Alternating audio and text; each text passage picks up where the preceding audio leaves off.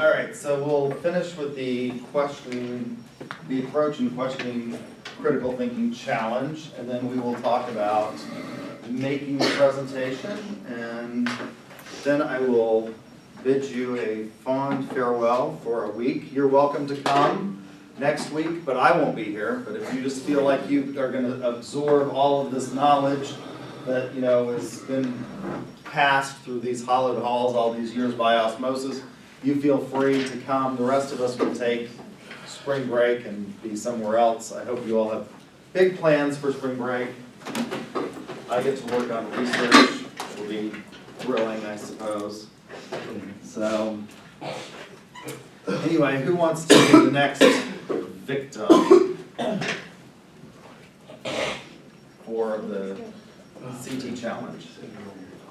We have 3 left, right? Yep. You'll go, great. Very good. Volunteer. One of the things, before you leave, one of the things I did notice is one of you called me Ms. Luker, and I said I was going to be Beck because it's like Beck Bennett. But this is one of the things that I've noticed in competition that it dooms people. They'll have, in competition, they'll have names like Randy. And Randy is normally a guy's name, but it can also be a girl's name. I know an architect, for example, in Oklahoma City, whose name is Randy Floyd, and she's a female. It's R-A-N-D-I.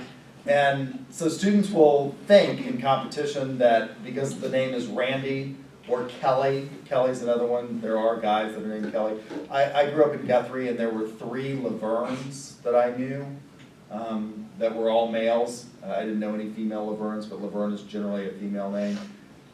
And they'll do this, they'll say, oh, I thought I was meeting with Randy, and it's like, you know, because it's a female, and it's like, I am Randy. And it sort of sinks them in competition. And so it's not just about sinking you in competition. If you have something like that and you're not sure, you know, don't assume and don't be thrown off. I mean, be able to be flexible in your presentation. All right, so we'll go ahead. You forgot something.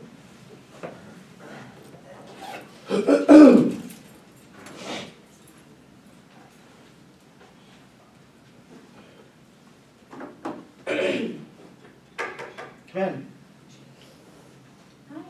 Hi, I'm Beck. How are you? I'm good, how are you? Doing well. May I text you? Yes, please. Thank you.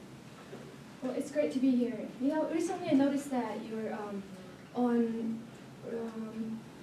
TripAdvisor ranking. I noticed that your business ranked first in gathering B&B breakfast. Yeah, it does. Yeah, Awesome. that's great. Thanks. I I'm appreciate impressed. you noticing that. So, like I said, it's great to be here. I know you're very busy, but thank you so much for giving your time. Yeah, So, do you mind if I take notes? sure. That'd be great. So starting off, I want to tell you a little bit about ADP. Okay. So we're one of the world's largest provider for payroll service, HR-related service, and tax and compliance services. More than half of our clients have fewer than 10 employees, which that means is that we'd like to focus on small businesses. In 2002, we were voted for one of the top innovative companies. What that means for you as a, for you as a customer is that we're always looking for ways to make things easier for you. Okay, sure. So may I ask you a few questions to see if we could help you today? Sure. So how many employees do you have? We have 8 currently, but we're looking to expand. Oh, awesome. So how often does your employee get paid? We pay weekly. So how do you pay employees? Is there any plan you're using? I use Paycom currently, Okay. which is based here in Oklahoma. Mm-hmm. How's that going for you? Are you satisfied with that? They're okay. Okay. So how many hours a month do you spend on payroll? Well, the way I do it is the employees turn in a time card to me every week, and then I put the information into the payroll system through Paycom, and then Paycom does direct deposits to the employees. So I would say I look at time cards. It probably takes me a couple hours a week to look at the time cards, make sure they're accurate, and then put it into the system. So are you looking for service to for payroll? Well, what I would like is I would like to be able to reduce that amount of time that I'm spending doing it. Like you said, many of our clients have, 10 employees. We're a big company, but we like to focus on small businesses, which is really good. And our payroll service is very easy to use, it only takes a few seconds.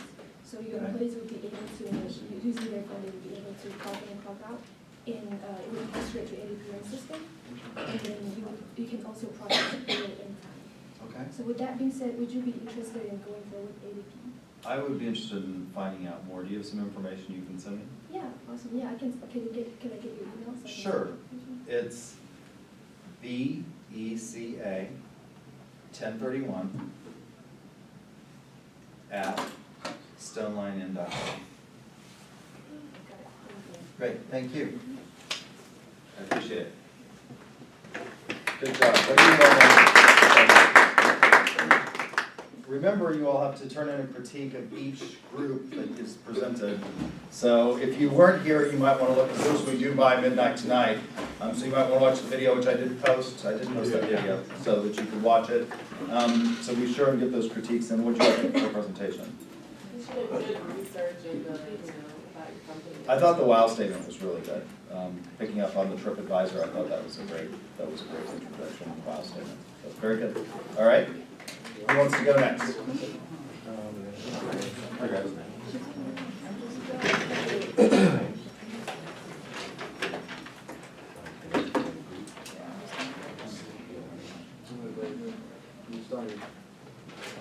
Yeah. How long do you want the, do you want it to be like the ratings of the other groups? Critiques, it Yeah. just needs to be some substantive, not like good job. Like It 2 needs or to be, 3 like, sentences? yeah, 3 or 4 sentences of each one that is a critique. And I will, then I'll compile them without the names on them, and I'll put them out on a list for each one, so that you guys can see what the other groups are. All right? Come in. So like, How are you doing? Hi, I'm back. How are you? Ben, Jalen, how are you? Nice to meet you. Nice to meet you too.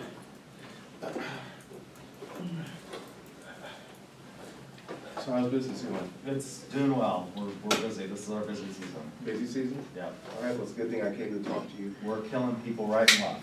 Really? That's it, yeah. Well, what if I was to tell you that what I'm trying to do for you is, if you ever heard of ADP, what we're doing is a large business dealing with outsourced providers and helping out with payroll for a smaller company, and I understand you have a smaller company. Mhm. So I wanted to ask you just a few questions to see if you had some sort of interest. I'm not sure if you were with us, but I heard you have a different payroll service, but I wanted to see if you had an interest in that. So we're efficient, we're fast. I Okay. figured we can help you out a little bit more. I'm willing to Seeing if you wanted to, consider it. yeah, consider it. I was just gonna ask you a couple questions. Okay. So like, how would you feel if I told you you can spend more time managing and running and building relationships with Quest and planning more murder mysteries with ADP? That would be something I would be interested in. Mm-hmm. There goes something about ghosts and mysteries, so Right. I thought you had a little interest in Yeah. that. Mm-hmm. So we can help out with that. How much time on average would you say you spend on payroll? Currently, I'm probably spending 3 hours a week doing payroll. 3 hours a week? Okay. How many employees would you say you have? 8, okay. It's not a bad number. And how much money are you paying the person who is in charge of payroll per hour or weekly? My accountant is the one who does it, so I turn in the payroll numbers to him, and then he figures the taxes and the insurance and all of that, and then sends that back to me, and I write checks out and give them to the employees. And I pay my accountant, I don't know, probably $3,000 or $4,000 a year, but that includes my filing of my business income taxes as well. Would you say like all this is easier for you with it being a smaller company, or is it that you're trying to expand and you could be more? Well, I mean, we don't have a lot of expansion plans currently, but payroll is something that takes a significant amount of time, and I could be using that time to market.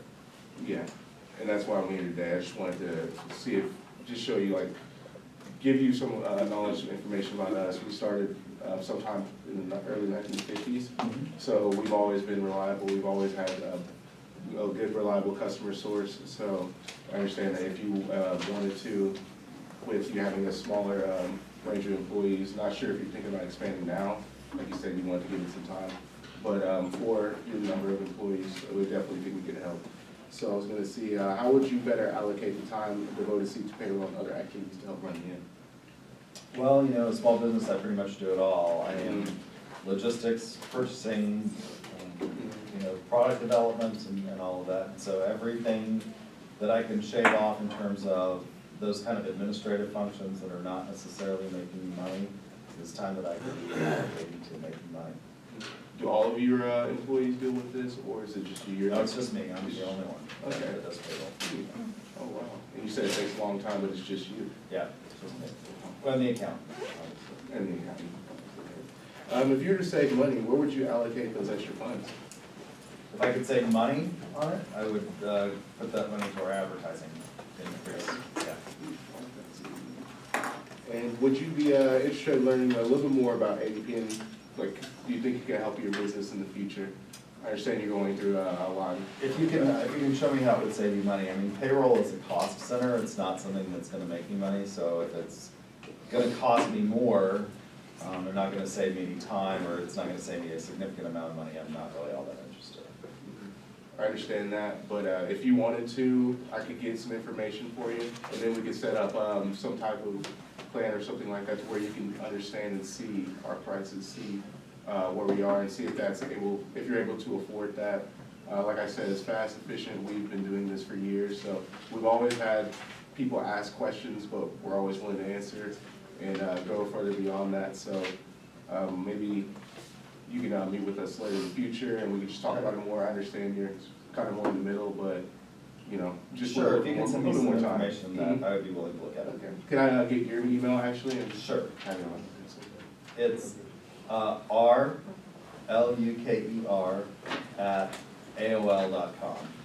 Okay. All right, Yeah, I'm gonna do that. thanks. But yeah, thank you so much. I appreciate it. Any comments? Yeah. All right, one more to go. This is the last bit.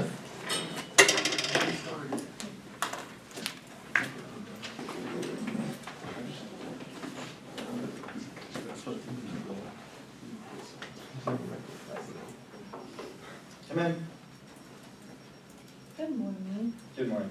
I'm Hugo. How Hi, are you doing I'm today? back. How are you?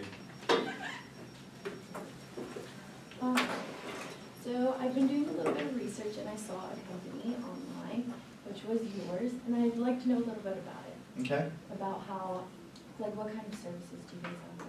Okay, so we are a bed and breakfast inn, and we do murder mysteries. That's our big thing. So on Friday and Saturday night, we have, I describe it as a life-size game of Clue.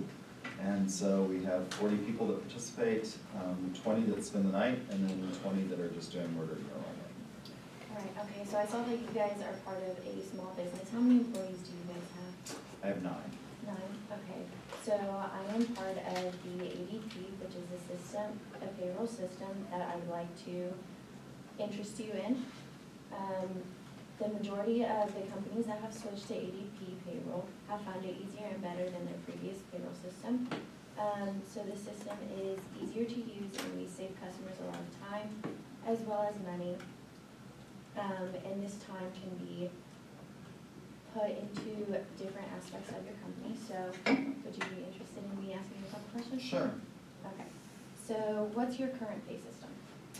Currently, we use an Excel spreadsheet, and my administrative assistant helps me with that.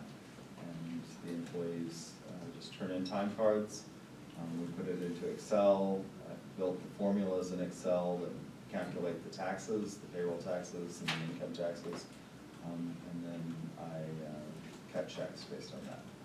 Okay, so I will say that we have a mobile app as well as a computer app, and you can have employees clock in through there, or they can also make phone calls, which clocks them in and out, which makes it easier for you and saves some time there. It's also very data safe and secure. As far as taxes, it keeps you up to date with them, and it keeps you up to date with the legal issues. so there wouldn't be any security problems within there. What are some of the problems you run into with that system? Well, obviously, I mean, I have to keep up with the tax tables so that I can put it into the formula in Excel and understand, you know, so that I'm withholding the right amount, because there are penalties that are involved if you don't withhold the right amount. Right. Particularly on payroll taxes. Okay, so hopefully this payroll can help you with those tax issues that you're having at the moment. So how many people manage the system? You said It's just two, you? two of us, yeah, myself and my administrative assistant. Okay, so with this, all you would have to do is just go over it on your own. You wouldn't even have to have anyone else help you out. It's a choice though. So this also creates and distributes a W-2s and 1090s, and it even files W-2s on your behalf. So if that's something that interests you. Lastly, what are some factors that are limiting your process from being as effective as it could be? I guess it's just, you know, it's kind of cumbersome to work in Excel.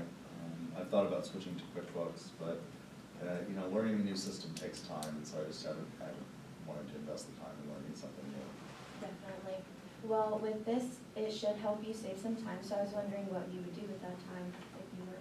I would probably use the time to work on promoting the business and increasing revenue, increasing customers. Okay. Well, do you mind if I send you some information over it? That would be great. So you can get more informed and better acquainted with it? Yeah, absolutely. Okay, well, thank you for your time, and I hope the information I sent helps you out a little bit. Great, thanks. All right, very good. So again, tonight is the night to turn those critiques in. And I will compile those and then send them to each of the groups based on what they said. Just keep in mind, you know, that you'll have to go beyond the questioning into an actual presentation, which is what we will talk about now. And then the second exam will be the Tuesday after spring break. Is that what I have? Is that correct? Or did I say it would be the Thursday? Can we make it Thursday? No, it's the Tuesday after. Although I think I have the wrong date on it. Yeah, I put it on Wednesday. It'll be the Tuesday, the 27th. With that. I go.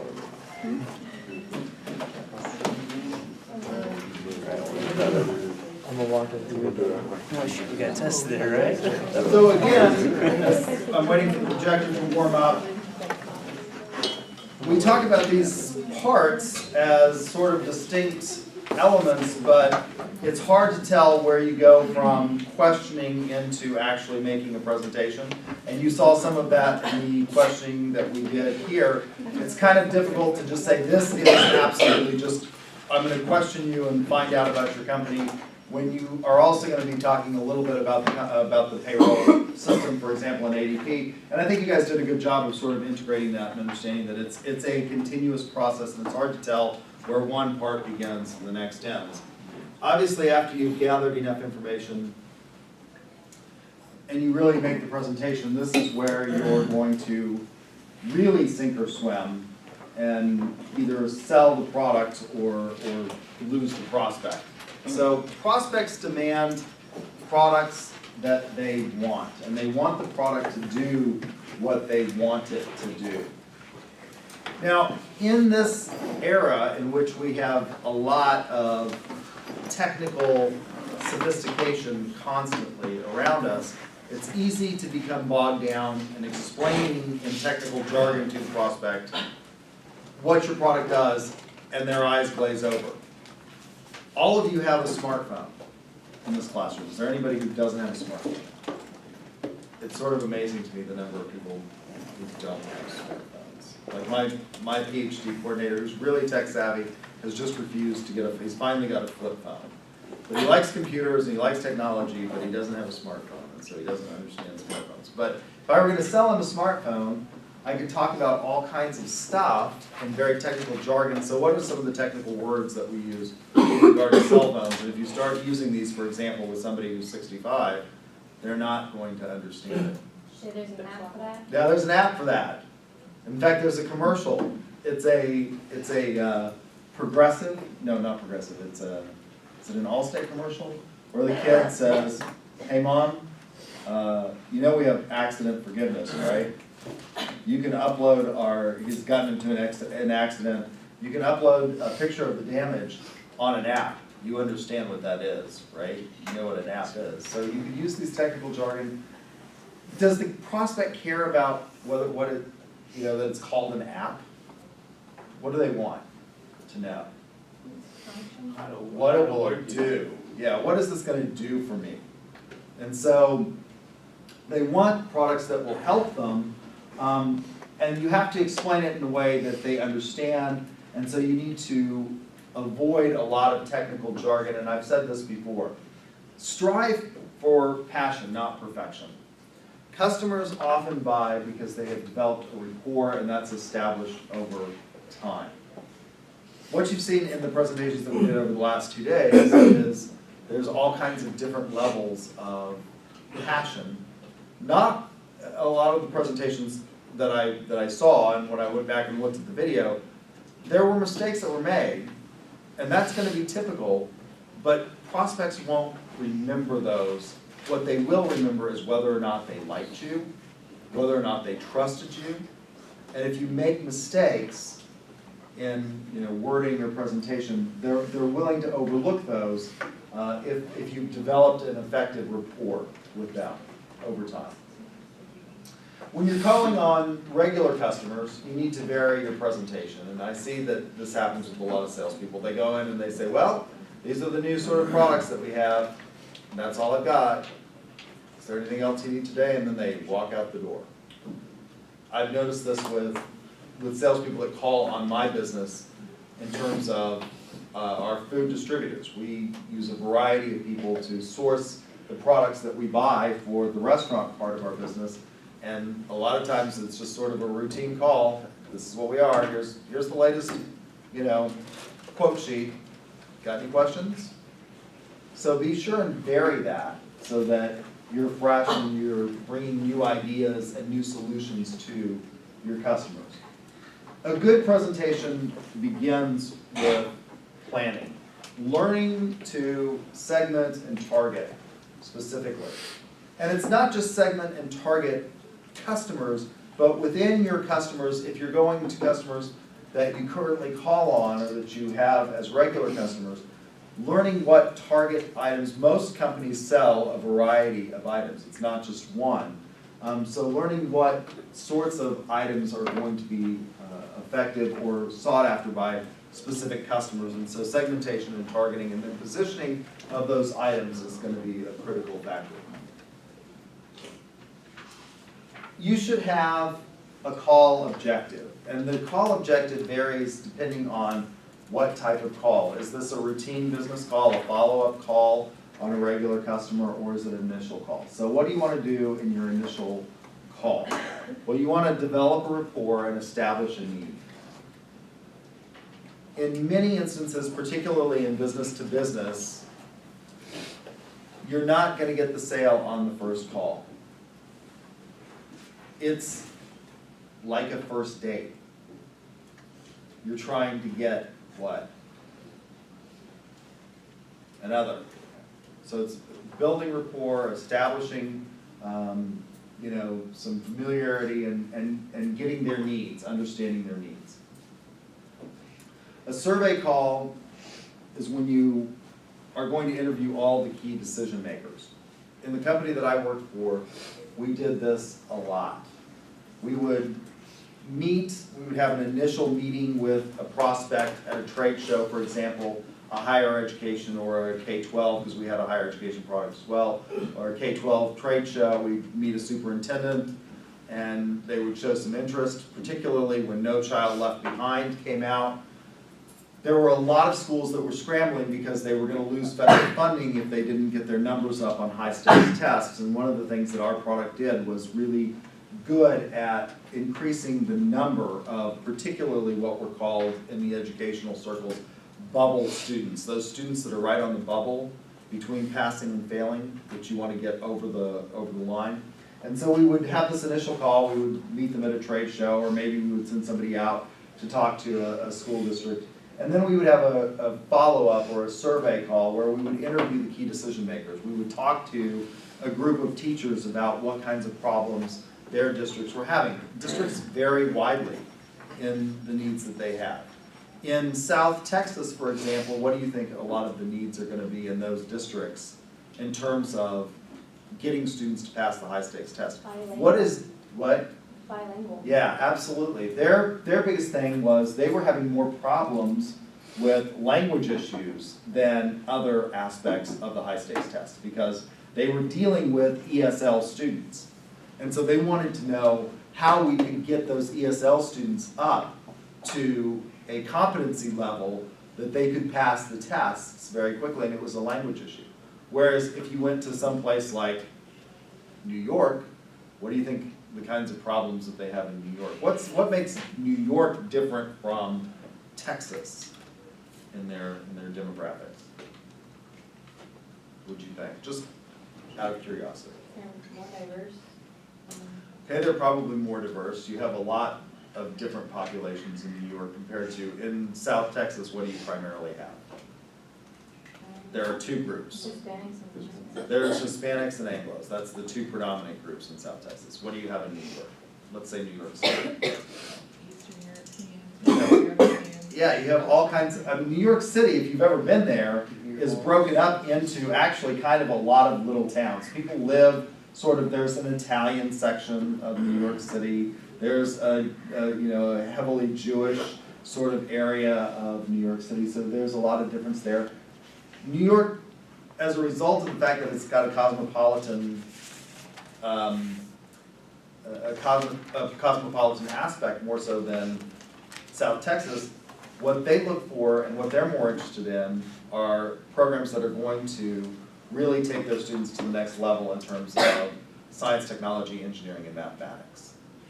Because they already speak English, for a lot of them. They don't have necessarily the ESL issues that you have in South Texas. And so we would interview teachers and the director of curriculum and the superintendent and principals to find out what their needs were and who the decision makers were going to be. A proposal call is where you're going to present your buying recommendation. A lot of times, particularly in business-to-business products, you're going to have to maybe develop the product. It's not a one-size-fits-all, and so you're going to go back and we're going to come up with, and this is what happens in business-to-business. They will put out what's called an RFP, a request for proposal, and you will go through that and look at whether or not you can meet the technical aspects of the RFP, and then they'll take bids. And it's, for example, in government contracting, what we do is we say here at UCO, for an example, we take the lowest and best bid. So the lowest bid is not always the best bid. And so it usually is, but not necessarily. So a lot of times businesses and like UCO might be looking for a solution that's not necessarily the cheapest, but meets a need that other contractors are not that are not currently providing to us. So making a buying recommendation. And then closing. We'll talk a lot about closing and getting that commitment, making the sale. And then there are follow-ups. These are meetings where you're meeting with regular clients or prospects until a solution is reached, or if you've reached a solution, maybe coming up with new ideas and how to help the business, and so those callbacks for regular calls. So have an objective, know what your objective is, what kind of meeting is this that I'm going into, and obviously tailor the presentation to that type of meeting. There are a number of presentation styles, and each has advantages and disadvantages to the presentation styles, and you should have a variety of styles that you can go to make the effective presentation. Now, when you first start out, and lots of businesses do this in their training, they're going to provide you with a basic script, and they're going to want you to memorize it. What is great about a memorized presentation? Well, you can see the advantages, I've listed them up there, but in going in depth, what is the advantage of the memorized presentation? What does it mean that it's quick and reliable? It's confident? It's what? You're more confident? You're more confident, yeah. It's quick and it's reliable. It helps you build confidence. You know what it is. Mhm. What is a disadvantage? It sounds mechanical. That's on the screen. What does that mean? Go beyond what's on the screen to what does sounding mechanical mean? Like you didn't really customize Not it really for trying. them. It sounds personal. Yeah, you sound like a door-to-door salesman now. You sound like a door-to-door salesman. The other thing that happens if you're mechanical is you're not listening to them necessarily. And they can tell because it's like, oh, that's not where I'm at in the script. And so you just go on with the script. And it's rather like watching, if you haven't seen this, go back and watch. It was the first time that a candidate really did it in a very obvious way. All candidates in political campaigns will do this. They will do what's called the pivot, where they will answer the question, but then they'll pivot to what they really want to talk about. Sarah Palin, in her debate against Joe Biden, Gwen Ifill was asking the questions, and she just was not even, I mean, she didn't even pivot. It was just, she had a script that she had memorized, and she was gonna give the answer that she wanted to give. I mean, it was very obvious. And this can happen with your prospects. You've got the script memorized, they ask you a question, and you're not, and your mind is just engaged in going into that thing. Watch the Sarah Palin and Joe Biden debate, because it's really fascinating. She asked a question, and as I said, all politicians do it. Nobody did it as blatantly as Sarah Palin did. Most politicians will at least make some attempt to acknowledge the question, and then they will pivot to the point that they want to make. Now, if you can do this effectively, it can be very useful. If a client raises an objection, when we get to objections and talking about this, pivots can be very useful and very effective. If you do them correctly, if you make the client feel like you are empathetic and you understand, but then you can shift the focus onto something that you want to talk about so that you can highlight a benefit that will be valuable to the client. It can be very, very effective. But watch it, and it's easy to do in a mechanized presentation where you don't really pivot well. You just kind of gloss over and you go through, because you've got this presentation memorized and you've got it down, and you're gonna get through the presentation.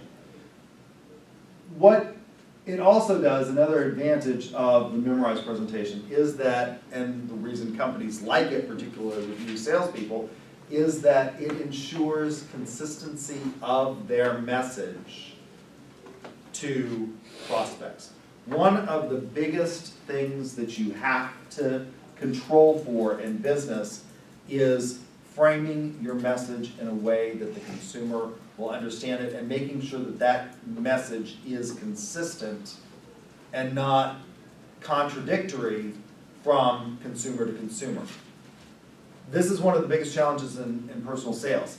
The thing that's nice about advertising is that you can be sure that you have got this message down, and that the message is going to portray the company in the light that you want it portrayed. Right? You can get this down, you can test it, you can do focus groups on it, you can ask people, you can watch. We have very sophisticated ways of monitoring whether or not prospects and customers are responding favorably to ads. One of the things that we can do in marketing, and we are really becoming a very hard science, more so than medicine in many respects. So one of the things that we do in marketing in terms of research is we show people ads, and we put them in machines called fMRI machines. These are huge machines. And the school that I did my PhD program at actually has one of these machines. It was a joint venture between the marketing department and the psychology department. And they have this machine, and you can put prospects in the machine, or you can put consumers in the machine, and we watch what parts of the brain are active when we show them certain marketing stimuli, particularly ads. So we can tell with a high degree of sophistication whether or not consumers are responding favorably, even more so than when we show them ads and ask them surveys. Because one of the things that happens when we ask them surveys is that they may tell us that they don't like something, and their brain says something completely different. One of the things, I'll give you an example of this just as an aside, sort of a tangent, but it highlights the point with regard to mechanistic or memorized presentations. One of the things that they did was they did surveys on whether or not people would watch certain programs, and this is in a book, I think I've mentioned it before, by Martin Lindstrom called Biology, B-Y-O-L-O-G-Y. It's a play on words, instead of B-I-O-L-G-Y, on biology, the science of why people die. They showed them a television show and asked them if they would be interested in watching this. So the show was similar to Intervention. How many of you have watched Intervention? You've watched Intervention. How many of you watched Hoarders on television? Why do you watch those programs? Why do you watch those programs? I think it's just sad to see other people's lives, and make sure I don't get like this, I want to see how they got there. Okay, all right. So That's you're a very good point. You're using this as, I think most people, when they showed them these programs, most people said that they found the programs abhorrent and that they wouldn't watch them in a survey. When we put them in an fMRI machine and watched what happened, the pleasure part of the brain was being activated when they were watching things like Hoarders and Intervention. Why is that? It kind of makes them feel good about themselves. It does. People feel morally superior Yeah. when they watch it. So they say, I don't want to watch that. It's awful. It's a horrible thing to watch. And then when we put them in the machine, it's like they're sitting there going, I'm better than that person, right? So we have a high degree of accuracy in terms of determining and advertising whether or not the message that we are sending out is going to be something that is going to ring true or have some kind of positive response from the consumer. Now, in face-to-face selling and personal selling, we don't have that luxury. We can't put our prospect, we can't say, by the way, could we stick you in this machine and let me give you my presentation and see what you think about it while we're doing it. And so one of the things that these memorized presentations do is businesses know that you are consistent in that message, like an advertisement. And that can be a good thing, but it can also be a bad thing because, again, it can mean that you are not responding to the cues that your customer is giving you.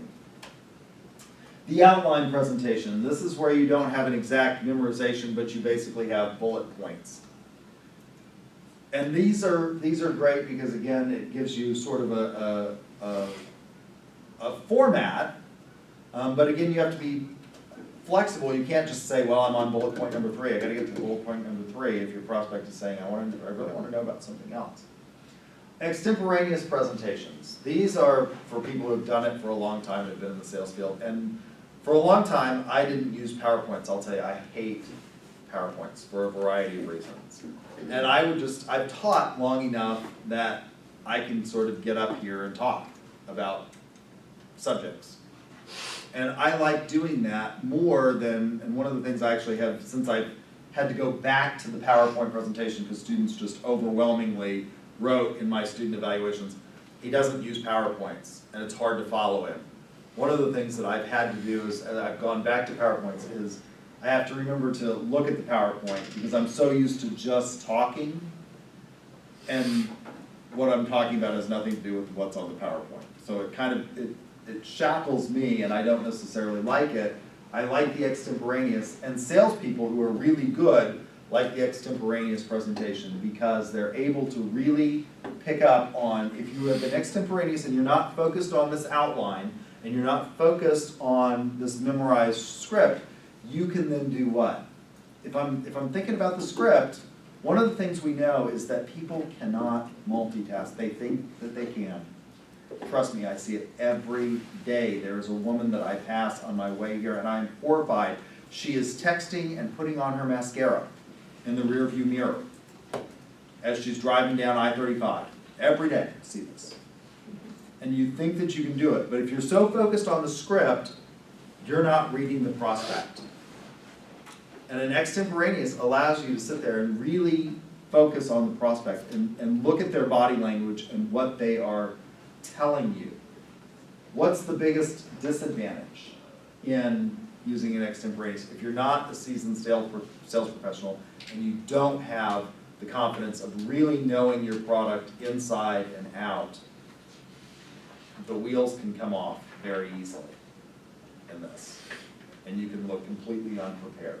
And so it requires that you have a lot of product knowledge in the company. It's usually used by salespeople who have been with the company for a long period of time.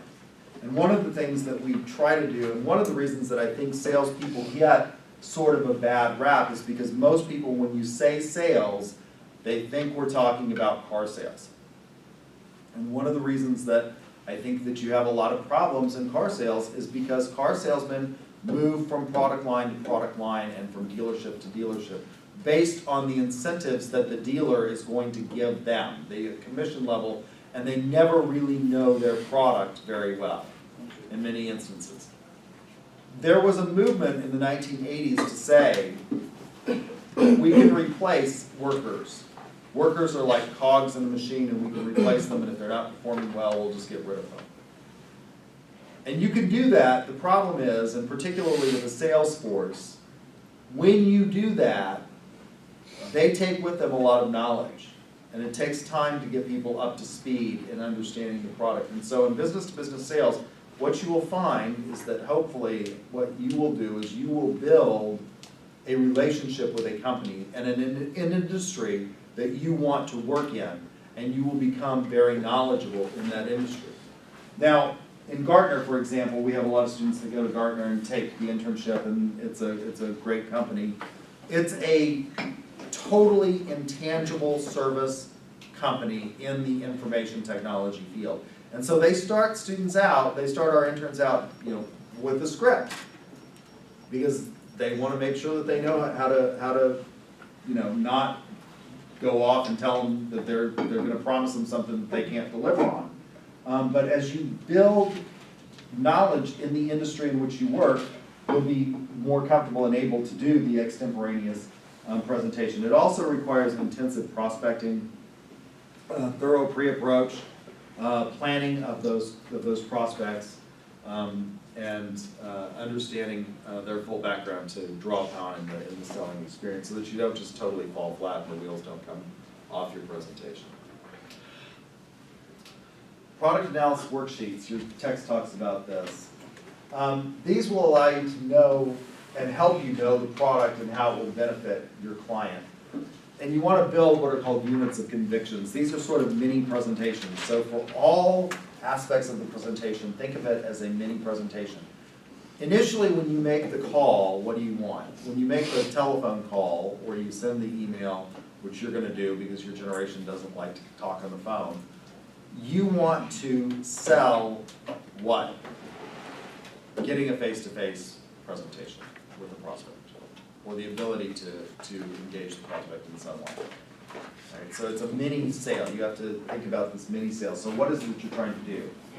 Use it as a building block to construct each part to build to the next, and get agreement. And as you build those, one of the things that happens is people like to think that they are consistent. So as you build these units of conviction, once you get them to commit to something, people generally don't change their mind very easily. And there's a reason for that psychologically. Why is that? We like to think that we're consistent. We like to think that we're rational beings. And we don't want to be seen as being arbitrary and capricious. Of course, you have to know your features, which are the tangible and intangible qualities of the product or service. Clients don't really care so much about the features. What they care about is the benefits, the value that those features are going to provide them. One feature does not necessarily equal one benefit. Remember that. It's not a one-for-one equation. Most features will have what? More and multiple benefits.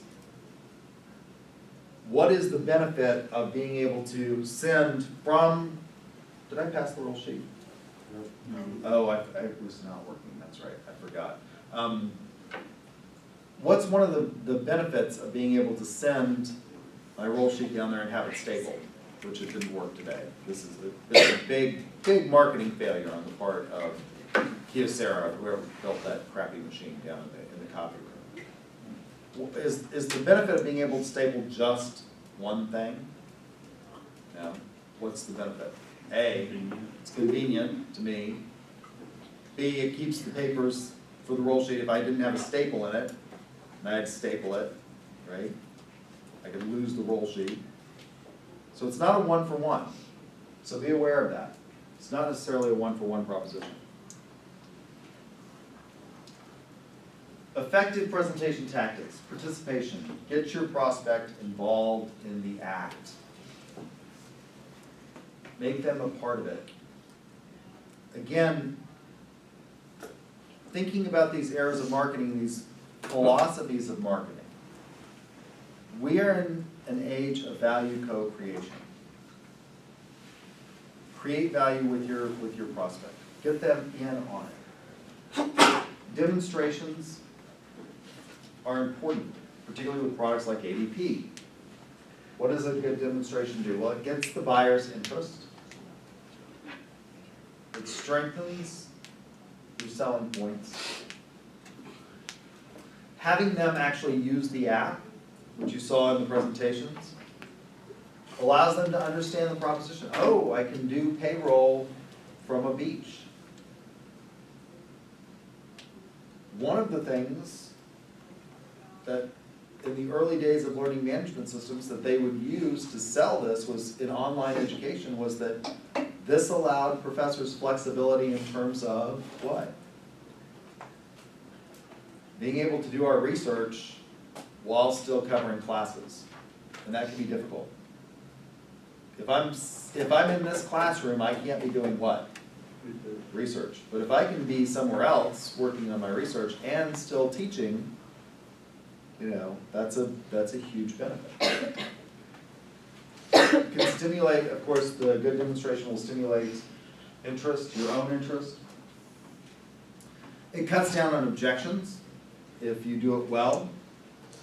And demonstrations help close. Why is it that a lot of the car companies now, Buick has been losing market share for a long time. They're trying to reposition themselves in the market. So what's Buick's new thing? What do people think of, particularly your generation, when I said Buick, you thought of what? Yeah, that's the biggest thing. Most people think of their grandmother. That's who buys a Buick. They're not what? They're not flashy, they're not sexy, they're just old people like them. Why?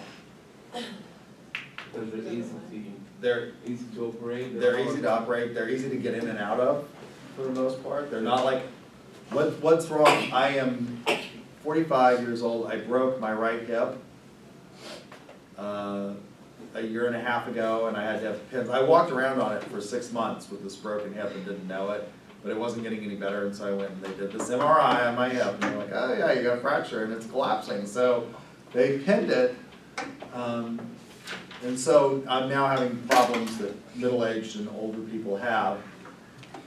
What's nice about a Buick as opposed to, say, a Mazda RX-7?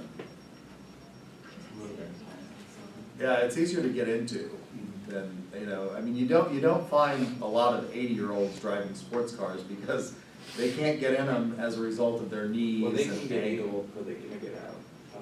It's hard to get in too, but yes, you're right, they can fall into them. But it's interesting to watch somebody who's, over about 50 years old try to pry themselves out of a Porsche. And it's a fascinating thing to watch. So Buick is trying to reposition themselves in the market. One of the things that they did in this attempt to reposition themselves was they were giving you not just, most test drives were, let's get in the car and let's drive down the street and you can sort of, get a feel for it. What was Buick doing? 24-hour test drives. Why? Once you take it home for 24 hours, you're what? You're probably going to keep it, right? So demonstrations like that can really help close the sale. Why is it that a lot of products, companies give you in-home trials? Because you're not gonna send it back. How many of you have seen all of the mattress companies now that are giving you a 90-day or 100-day trial of a mattress? You're probably not gonna send it back once you try it. Keep saying that. Keep the prospect's attention on you. Tell them, follow the rule of tell them 3 times. This is what we call the 3 exposure hypothesis. People have to be exposed to something 3 times. It's also the reason that academics write the way we write. My mother, I've told you this before, has said to me, Grant, because I write, she was an English teacher and a creative writing teacher, and she says to me, your writing is uninspired. And that's true, because academic papers should not read like a mystery novel where you have to figure out, you have to wait till the end to figure out who done it. You need to tell them what you're going to tell them, and then tell them what you said. And this is the 3 exposure. People have to be exposed to something 3 times. It's effective. One of the things that we know is that a lot of times in presentations, clients remember something that wasn't presented. They remember all kinds of stuff wrong. And so if you do this, if you follow the, tell them 3 times, the 3 exposure hypothesis, it is more likely to ensure that they will remember things correctly that you want them to remember. So tell them 3 times. Tell them what you're going to tell them what you said. Sales tools companies will provide you. One of the things that you have to be cautious with this is that, and on the screen I tell you, high tech today, sky's the limit. We can do all kinds of whiz-bang presentations with people. We can do amazing, visuals and audios with music, and you can combine all of this stuff. You should use technology in a way that helps sell the product, that is not just about a glossy or a fancy presentation. So the sky is the limit, but be wary and be careful in how you use this, because it can become overwhelming in your presentation, depending on what you're selling. So also think about the way, and as you're thinking about social styles, combining this with social styles, also the way people receive information. How are they likely to absorb information, and how can you figure that out? I did very well at undergraduate education. And I shouldn't tell you this because it will encourage you to not read, but I will tell you that I graduated with a 4.0 grade point average and highest honors, and I never opened a book in undergraduate school. I had a horrible fear of reading. Reading, I was a painfully slow reader. I mean, it made me sleepy to read. How many of you, it makes you sleepy? I've had to learn, law school taught me how to read, because you have to read, it's a voluminous amount of material very, very quickly. But I was a painfully slow reader, so I did not open a book in undergraduate. I will admit to that. I was an audio learner. I have an eidetic memory for things that are said to me if I am listening, if my brain is not turned off. If I am listening, I can remember conversations from 30 years ago, and I can repeat them verbatim if I'm paying attention. So I was an audio learner. Try to figure out how your client learns. Analyticals, for example, are probably not going to be so much audio. They're going to be what? They're going to want to read. They're going to want to read it. And so think about your social styles and the learning style that's going to best suit. Is this person an auditory learner? Are they a visual learner? Are they a tactile? There are people that cannot. I can learn almost anything if I hear it. There are other people who have to do what? They have to experience it to learn. So tailor your presentation to take advantage of what you think. Again, if you think about it, analyticals are probably, they like to read. Now I have had to become, when I went to law school, I had to learn to read a voluminous amount of material, because law school is not like undergraduate school. In undergraduate school, it's primarily, your primary experience has probably been somebody lecturing to you and you taking notes and then taking a test and regurgitating what they said. That's not what law school is like. Law school is I love this, you know, the Center for Transformative Cheating over here thinks that they've come up with this new idea. The education people are like, oh, flipped classroom, that's always been what they did in law school. Like the first day of law school, you walk in and they'll call on somebody and say, you know, Mr. Aguirre, Gideon versus Wainwright. And you have to stand up and brief the case. That starts on day one. And so, because there was nobody lecturing to me in law school, it was all about this dialogue between the professor and a student for the day.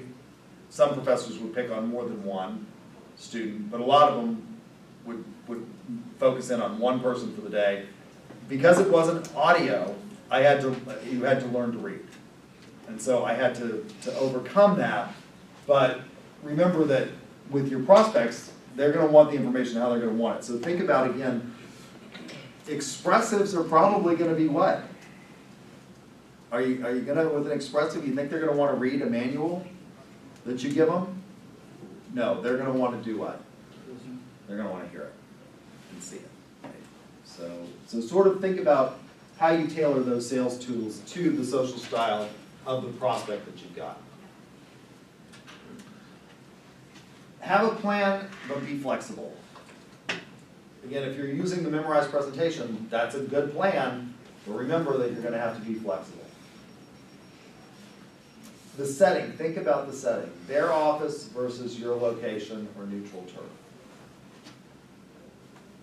It is an age-old adage in sales that more sales are closed on the, fill in the blank here, people, more sales are closed on the what? On the golf course than in the office. Now, you can't do that with you can't go out and play golf with every client or every prospect. And among your generation, golf is decreasing in popularity. Why is that? It takes too long. How long does it take to play 18 holes of golf? Anybody play golf? Anybody 3 hours. 3 hours. 3 hours. You're gonna say 3 hours? 3.5, I don't know. You don't play golf. I'm not gonna lie, that's like the first 7 holes I start drinking at that point. Okay, all right. The fastest I've ever played 18 is like 2 hours. It's about 4.5. It depends on how busy the golf course is. Yeah, I shot like, A lot of people in your generation don't want to commit that amount of fairway time green, 2 putt, to fairway it, green, 2 putt. to the prospect, which is one of the reasons that Topgolf is really popular. I work there. You don't like it? We're about to be so busy every spring break, I think we do like $600,000 worth of revenue for like 5 or 6 days. I love Topgolf, because I like golf, but I don't want to commit an entire day to play. That day you go in, you go. You go. 45 an hour, I'll give you some drinks, give you some food. Yeah, That's it. I mean, it's great. If I'm at So, Topgolf, I'm at like 2.5. You know, think about this. The advantage of doing it at your office is they're on your turf, but a lot of prospects won't come. The disadvantage of doing it in their office is what? Is that they can be distracted, they may be getting phone calls, it's hard. So think about, you know, is it possible? That's one of the reasons that missionary salespeople in pharmaceutical industry historically have taken doctors. Now they have to be very careful because of the IRS rules now. But historically, they took doctors out to lunch because it was what?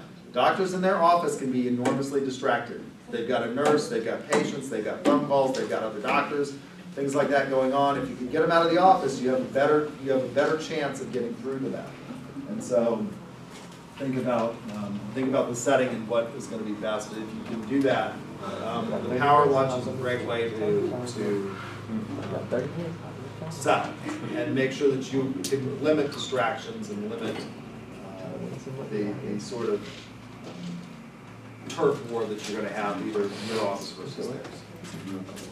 All right, so I guess that's it. You guys have a fantastic spring break. I hope you Stay safe, have fun, $5 to get in. come back ready.